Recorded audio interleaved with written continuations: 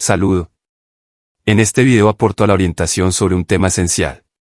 El yo como prisión del espíritu. En este video quiero compartir cómo yo, como persona, hombre, mente y cuerpo, estaba limitando y bloqueando mi acceso a la gnosis y a la liberación de mi espíritu. Al principio no lo había notado, porque difícilmente se pueden notar los mecanismos mentales con los que uno mismo interfiere en la orientación, en el despertar y en el comienzo de la práctica diaria de las técnicas que ayudan a liberar el espíritu. Entonces, aquí planteo el siguiente suceso vivido. Estuve toda mi vida encaminado hacia lo espiritual porque realmente siempre sentí que no podía ser simplemente un humano. Siempre sentí que Dios no podía ser injusto y que la vida no tenía por qué ser tan cruel.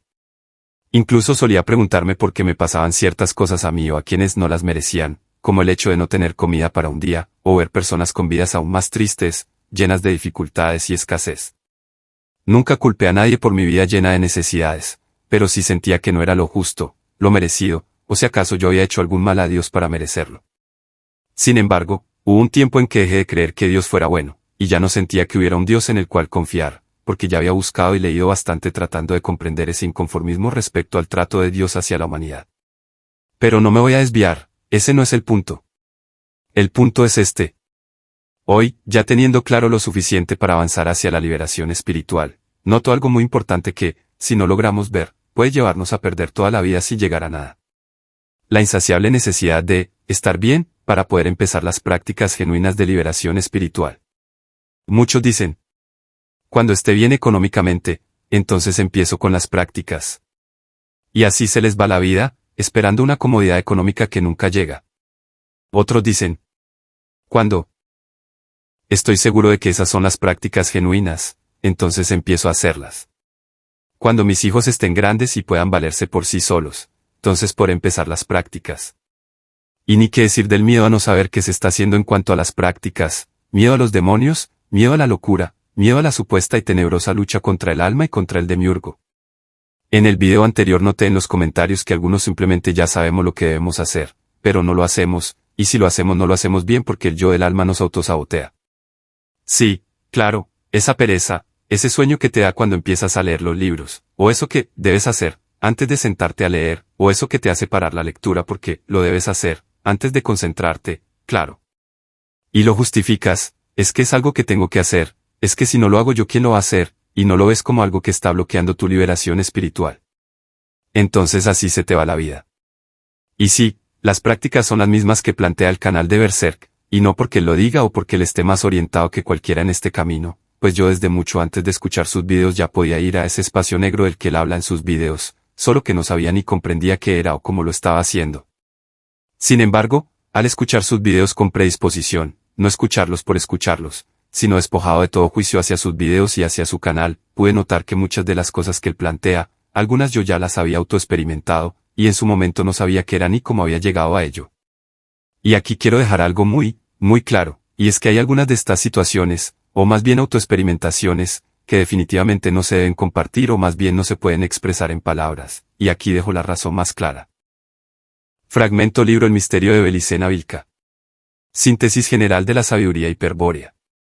Los conceptos complementarios precedentes han puesto de manifiesto el hecho de que una ley de la naturaleza se origina en ciertas relaciones que el juicio racional establece entre aspectos significativos. Mi propósito es dejar en claro que aunque dichos aspectos pertenecen verdaderamente al fenómeno, la relación que dio lugar a la ley eminente ha sido creada por la razón y de ningún modo puede atribuirse al fenómeno mismo.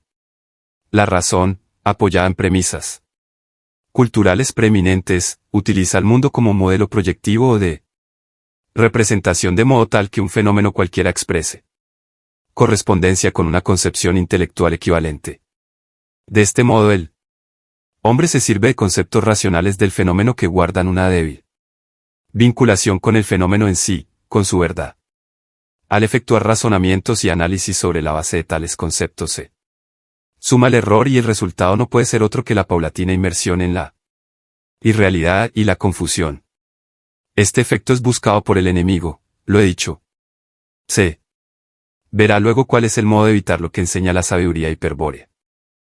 Al mencionar, anteriormente, el principio hermético dije que todas las leyes del macrocosmos se reflejan en leyes equivalentes del microcosmos. Pero las leyes de la naturaleza, del macrocosmos no son sino representaciones de un modelo matemático originado en la mente humana, es decir, en el microcosmos. Según he analizado, en el proceso que da lugar a la idea científica de un fenómeno concurren elementos de dos fuentes principales, los principios matemáticos y las premisas culturales preeminentes. Los principios matemáticos son arquetípicos, provienen de estructuras psicológicas hereditarias. Cuando aprendemos matemática, por ejemplo, solo actualizamos conscientemente un número finito de sistemas formales que pertenecen al ámbito de la cultura, pero los principios matemáticos no son en verdad aprendidos, sino descubiertos, pues constituyen matrices básicas de la estructura del cerebro.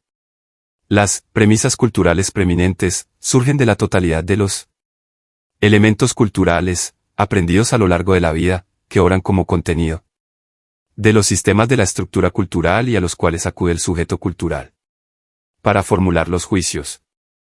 La distinción que he hecho entre principios matemáticos y premisas culturales preeminentes, como dos fuentes principales que intervienen en el acto mental de formular una ley de la naturaleza, va a permitir exponer una de las tácticas más efectivas que emplea el Creador para mantener a los hombres en la confusión y el modo como los dioses leales la contrarrestan, induciendo carismáticamente a estos a descubrir y aplicar la ley del cerco. Por eso he insistido tanto en el análisis, porque nos hallamos ante uno de los principios más importantes de la sabiduría hiperbórea y, también, uno de los secretos mejor guardados por el enemigo. Cuando se conoce el principio que dice, para la sinarquía, la cultura es un arma estratégica, suele pensarse que el mismo se refiere a la cultura, como algo externo, propio de la conducta del hombre en la sociedad y de la influencia que ésta ejerce sobre él. Este error proviene de una incorrecta comprensión de la sinarquía, a la cual se supone sea una mera organización política, y del papel que ella juega en el plan del demiurgo terrestre Jehová Satanás. La verdad es que el hombre procura orientarse hacia el origen y no lo consigue por él.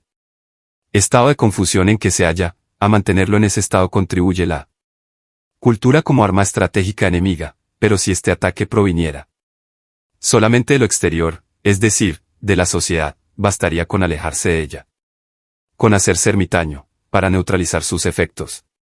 Sin embargo, está suficientemente comprobado que la soledad no basta para evitar la confusión y que, por el contrario, ésta suele aumentar en el retiro más hermético, siendo muy probable que por ese camino se pierda la razón mucho antes de encontrar el origen. Son los elementos culturales interiores los que confunden, desvían y acompañan al hombre en todo momento. Es por eso que el yo despierto debe liberarse previamente del obstáculo que imponen los elementos culturales y pretende salvar la distancia que lo separa del origen. Un yo despojado de toda moral, de todo dogma, indiferente a los engaños del mundo pero abierto a la memoria de sangre, podrá marchar gallardamente hacia el origen y no habrá fuerza en el universo capaz de detenerlo. Es una bella imagen la del hombre que avanza intrépidamente, envuelto en el furor guerrero, sin que los demonios consigan detenerlo. Siempre la presentaremos, pero, se preguntará, ¿cómo es posible adquirir tal grado de pureza? Porque el estado normal del hombre, en esta etapa del Kali Yuga, es la confusión.